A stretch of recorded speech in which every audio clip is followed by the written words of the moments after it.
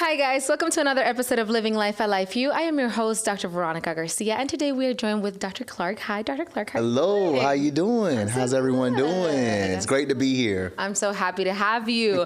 I learned just now that you are a faculty member of the university. Yes. Thank you. No Problem. Thank you for being so. A lot of people think that I'm a student, so thank you for this is needed. Yes, absolutely. Us young faces, younger faces, a lot of times it's blended really, really easy. Yeah. I love it. I mean, I don't feel bad about it. And the book bag doesn't help either. So. Exactly. So, Dr. Clark, tell me a little bit about your profession. Sure. You're a chiropractor as well. Yes, I am a chiropractor as well, What too. brought you into chiropractic? Oh, man. So what brought me into chiropractic, I was actually interested in becoming a cardiovascular specialist when I was an undergrad. And I had this recruiter come, and he came on behalf of Sherman College. I graduated from Sherman College. And he just spoke about chiropractic, and it just seemed like, for some strange reason, my heart and my mind sank together and said, this is for me. It's hands-on. I love doing hands-on work. I love working with a person face-to-face as well, too. And also the fact that I don't have to use any medication. There's not many side effects that comes along with chiropractic. I said, this is perfect. This is for me. Absolutely. I love that. And were you in chiropractic care prior to going into school? Oh, got me there. So I was not, because I was not educated on chiropractic. Yeah. So I had no idea what a chiropractor was until I met that recruiter. That's amazing. Yeah. That's so amazing. I mean, I also did not grow up in chiropractic care whatsoever. Yeah. And as things happen, definitely fell into it due to a history with my dad. I was like, that's what I should be doing. Yes. And that's why I'm so appreciative that you guys are doing things like this to get the message of chiropractic out. You don't have to be into full-on care since the age of 0 or like my last baby that I just adjusted, 3 days old, up until to decide to become a chiropractor. It's amazing. So what spoke to you about Sherman College for you to decide to go there? It was the recruiter. Because at the time I was actually in Augusta, Georgia, so it would have made sense to go to Life University. Yeah. I didn't know about it then, but when I went to Sherman College had such a family-oriented feel until I told myself, you know what, I think this is the place for me. Also, the environment of Sherman wasn't so distracting. It's in Spartanburg, South Carolina. So I was able to actually focus on my studies there compared to if I was in Atlanta, I don't know, there's a lot going on here, right? Yeah, right. That's awesome. So you came back to Life University. How long have you been teaching at Life University now? For about 2 years now. Amazing. Love it here. What brought you back? What brought me back is that I was living in Savannah at the time, and I was actually practicing. And at the time, I was also teaching as well. And it just became very overwhelming. Teaching and practicing there in Savannah, there was just a lot going on. So I wanted to go to a new location. I wanted to go somewhere that was just a little bit more refreshing. Yeah. Never lived in Atlanta, and I moved here, worked for a pain and injury clinic, and then I just decided to pursue my own practice. And I've always loved teaching. I've been teaching for about 11 years actually prior to teaching here, and it's like my passion. I can't help it. I love that. Thank How awesome. you. So what are you teaching right now at the university? Oh, goodness. The classes I'm teaching now, you guys ready? X-ray position, I'm teaching special senses, integrated diagnosis, lifestyles for health, which is a first quarter class. I'm also teaching orthopedic diagnosis, neurological diagnosis, and there's many more, but I know we're at a time limit here. So, that's amazing. So the students do get to build a rapport with you. They do get to build a relationship with you because you are, it sounds like in the first 2.5 years of the program, mostly. That's awesome. It's good to have a familiar face early on as, you're adapting to a quarter system, a whole graduate program. Where the levels of expectation are high. Yes, definitely. Very high, and a very intense program as well, too. And I just want the students to know that, if they they need to contact me, if they need anything, especially academic wise, I'm here for them. This is, like I said, this is my passion. This is my purpose. I want to make sure that we're bringing in confident, competent, and also very skilled chiropractors, future chiropractors. So I am here for everyone. Yes. I'm here for you too. Thank you. Yeah, no problem. My fellow faculty. So talk to me, what is, if you can say, what is your favorite class to teach and why? Oh, wow, that's a really good one. Let's see, what is my favorite class to teach? I would have to say that my favorite class to teach right now would have to be integrated diagnosis. The reason why is because I get to do so many different things. I get to lecture, I get to review skills with the students. We do unfolding cases, but also it's a 10th quarter class. So I see the students now in their clinic coats. I've seen them when they were in first quarter with me, and now I see them with their clinic coats. And to see that progression is just so exhilarating. And it sort of motivates me to want to be a better instructor, seeing them advance themselves. That's amazing. Yeah, that sounds magical. Yeah, so. It is. It really is. From no coat to blue coat, magic. Yeah. There's so much growth that happened in a program that is so rigorous like this one, and it's inevitable. Like you can come in with, like I say all the time, with gringolas, with those visors from horses, just trying to do one thing, but inevitably those have to come off for you to grow. I agree, 100%. And it's so beautiful to see. And I've only taught at the university in the student clinic for 2 months now, and just to see the progression and the growth of a student, and from week 2 when I started, to week 10, major difference, right? I know. So amazing. I know. And it goes to show just how I feel adaptable our students are as well, too. Very adaptable, very willing to adjust themselves, to adjust to their environment, and to enhance themselves. Yeah. I love it. I love that. And congratulations, too. 2 months, congratulations. Thank you. No problem. I appreciate that. No problem. And I understand that you are involved with research. Yes. What is your role within research? And we'll go from there.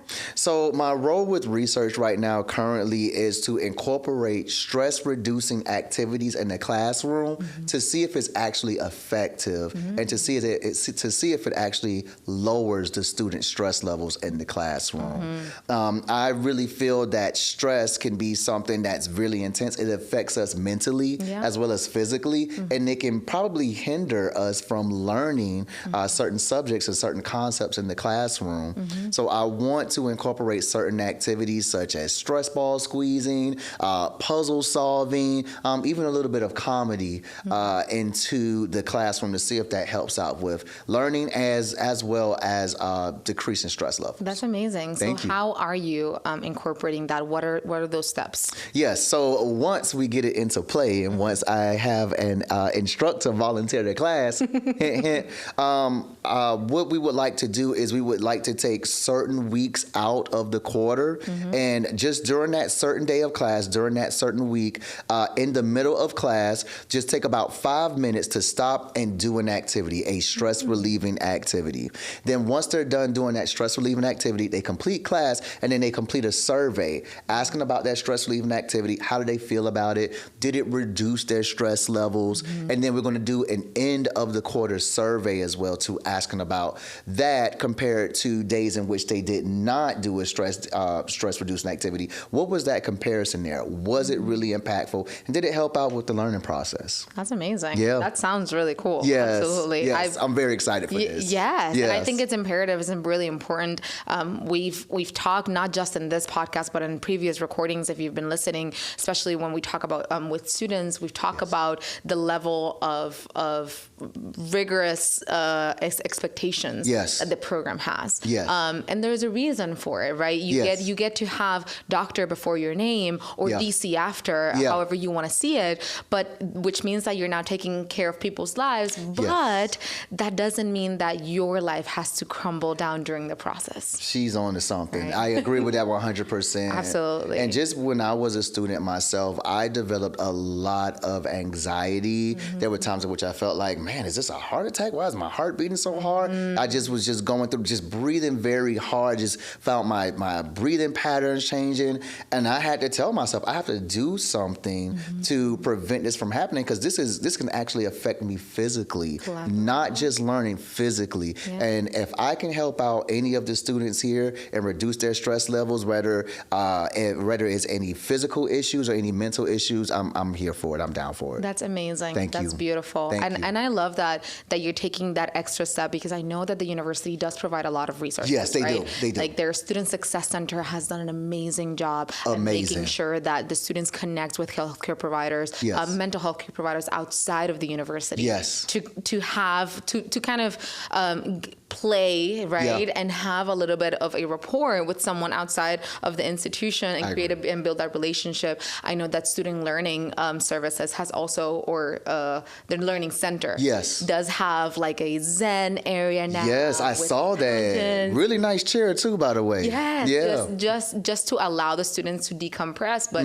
furthermore to bring it into the classroom. That's a whole different animal. That's a whole different level, and it's so important, because a lot of those anxiety-driven things are directly related to either the topic that we're talking about, or the fact that we are, in a classroom sometimes from 7 to 7, with a short break in the middle, or sometimes even no break, or fortunately or unfortunately, the inability to build a relationship with a specific professor. Yes. So there has to be, and that's okay. That's okay. We're not meant to connect with everybody, right? No, we're not. But it's so beautiful for you to start and drive that project to bring it into the classroom. Yes. I love that. Thank you. I appreciate it. And also, I just want to say, too, that in public school, we're taught so many subjects, but I just feel like in public school, whether it's elementary, middle school, or high school, we're not really taught how to deal with stress and how to reduce stress. And I really want to make that a conversation here on campus, because there's so many classes that we take with so many subjects,